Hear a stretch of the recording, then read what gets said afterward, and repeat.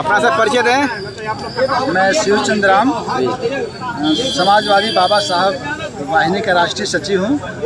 एक रिटायर्ड शिक्षा अधिकारी और सामाजिक कार्यकर्ता के रूप में इस इलेक्शन में इंडिया गठबंधन के पक्ष में काम कर रहा हूँ। अभी आप कहाँ पे आए थे आप? अभी आज इंडिया गठबंधन के जो उम्मीदवार हैं आदरणीय राजीव राय जी, उनके चुनाव प्रचार के लिए केंद्रीय कार्यालय का आज उद्घाटन था, जिसका उद्घाटन प्रतिपक्ष के पूर्व नेता रहे माननीय राम गोविंद चौधरी सर ने किया। जी, तो आप एससी से आते हैं, तो क्या मतलब आपको बसपा पार्टी आपको अच्छी लगती है बसपा में जाना? नहीं, एससी की पार्टी बसपा है ये तो आप कह रहे हैं। जी हैं? नहीं, एससी की मुखिया है ना बंकुमा मायावती।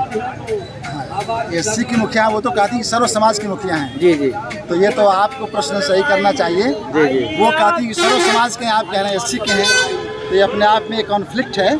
मैं समझता हूँ कि किसी पार्टी से जुड़ाव नीतियों के आधार पर, विचारों के आधार पर होना चाहिए और देश की जो समस्याओं को सही ढंग से उठा रहा है उसके साथ। तो एससी के वोट आप कितना आप दिला पाएंगे? देखिए, ये चुनाव जो है सीधे सीधे दो भागों में बंटा हुआ दिखाई देगा, पूरे देश में भी और घोसी लोकसभा में भी।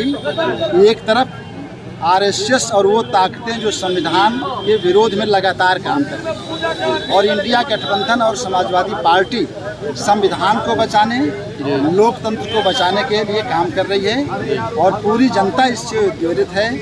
इसलिए उनके भावनात्मक मुद्दों के खिलाफ इस बार जनता और पूरा दलित समाज संविधान बचाने के नाम पर, शिक्षा के सवाल पे, रोजगार के सवाल पे और ख़ास करके जो आरक्षण को ख़त्म करने का सवाल है लगातार ये सरकार कर रही है, उसके खिलाफ वो मतदान कर रहा है इंडिया गठबंधन के पक्ष में। बसपा में और इसमें क्या आपको फर्क दिखता है?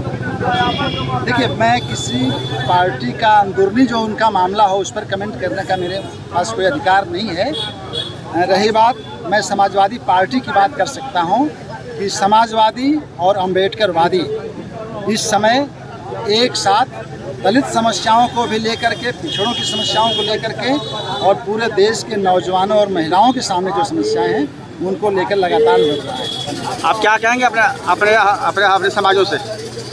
हम लोग लगातार गाँवों में जा रहे हैं, बुद्धिजीवियों के बीच में जा रहे हैं और जिन सवालों की मैंने चर्चा किया उस पर मैं समझता हूं कि 30 से 40% दलित समाज इस चीज़ को अच्छी तरह समझ गया है। मैं अंधभक्तों की बात नहीं कर रहा हूं। वास्तव में दलितों का भविष्य, रोटी, कपड़ा, मकान, शिक्षा, सुरक्षा, सम्मान का जो सवाल खड़ा हुआ है वो लड़ाई का मुद्दा है और उसमें दलित समाज इंडिया गठबंधन के साथ है।